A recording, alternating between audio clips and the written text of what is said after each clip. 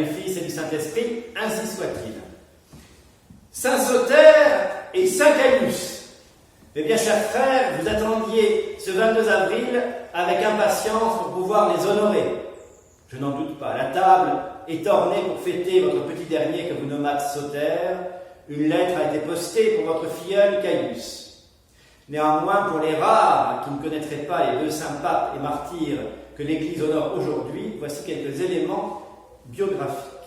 Soter, né à Fondi en Campanie, décréta que les vierges consacrées ne toucheraient pas les vases sacrés ni les palmes et qu'elles n'encenseraient pas dans l'Église.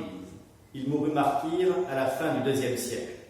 Quant à Caius, il ordonna que dans l'Église, avant d'être élevé à l'épiscopat, on passerait par divers degrés d'ordre et d'honneur, ceux de portier, de lecteur, d'exorciste, d'acolyte, de sous-diacre, de diacre et de prêtre. Il mourut martyr à la fin du IIIe siècle. Voilà à peu près tout ce que nous savons d'eux selon le martyrologe romain. Je ne sens néanmoins pas poindre un enthousiasme délirant à travers l'écran.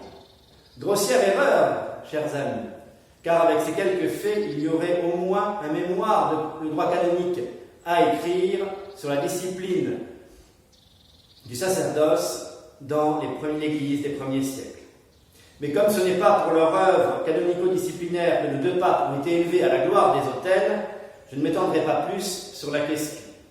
Martyrs ils sont, et c'est par le mérite de cette couronne impérissable que tous les ans, ils sont tirés de l'oubli des siècles.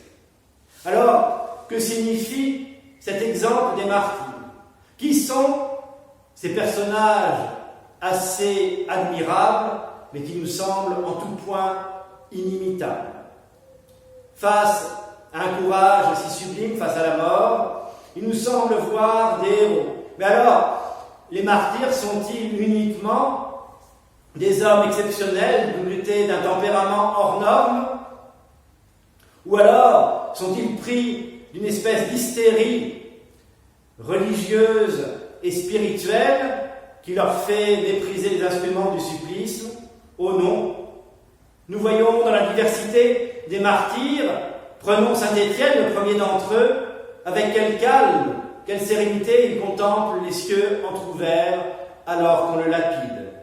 Regardons Saint Laurent répondre avec humour à ses bourreaux sur le gril, Sainte Lucie défendre avec vigueur et dignité sa chasteté, et Blandine rester impassible face au lieu.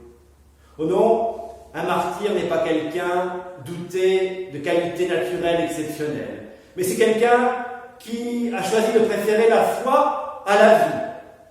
Et cette époque des martyrs, mes bien chers frères, ce serait funeste pour nous de penser qu'elle est close. Notre époque est aussi celle des martyrs. Et il nous faut demander de notre prière, non pas uniquement le privilège d'avoir peut-être un jour part à la mort des martyrs. Il ne faut pas uniquement prier pour être prêt et fidèle à l'instant de notre mort, mais il nous faut demander, et demander chaque jour, le privilège d'avoir part à la vie d'un martyr. À la vie d'un martyr qui est une vie essentiellement de liberté. Un martyr est celui qui a compris que la vérité nous rendra libres. Et le cardinal Chaput, archevêque de Philadelphie, explicitait cela. Cela signifie proclamer la vérité de l'évangile chrétien, non seulement par nos paroles, mais par notre exemple. Cela signifie vivre chaque jour et à chaque moment de l'inébranlable conviction que Dieu est vivant et que son amour est la force motrice de l'histoire humaine et le moteur de toute vie humaine authentique. Cela signifie croire que les vérités contenues dans le credo méritent que l'on souffre et que l'on meure pour elles.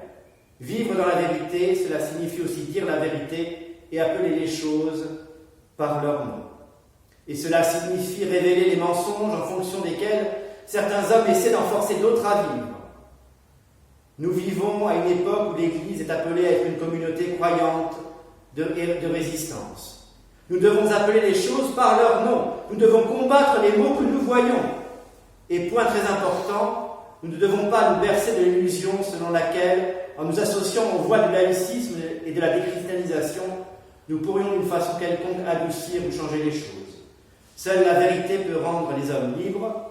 Nous devons être des apôtres de Jésus et de la vérité qu'il incarne. Voilà, mes bien chers frères, ce à quoi aujourd'hui Saint Caius et Saint Soter nous appellent. Ils nous appellent à être des martyrs du quotidien. Ils vous appellent à être des martyrs sur vos lieux de travail. Ils vous appellent à rejeter toute honte d'être chrétien, à fuir les conversations déshonnêtes, les conversations impures entre collègues. Ils vous invitent à tout simplement, le vendredi, refuser de faire gras. Ils vous invitent à être chrétien dans vos relations sociales, avec vos amis. Il vous invite à respecter le repos dominical, même si pour cela, il faut refuser un service qu'on vous demande, même si pour cela, il faut paraître peut-être un peu ridicule face à votre salon qui n'avance pas, la décoration qui stagne, parce que le dimanche, vous ne mettez pas la main à la pâte. Il vous invite, mes bien chers frères, à respecter la dignité du mariage, non seulement au sein de l'intimité de votre foyer, mais aussi dans les conversations avec vos amis. Il vous invite à défendre haut et fort la véritable chasteté conjugale. Alors, mes bien chers frères, sanguis martyrum semen Christianorum.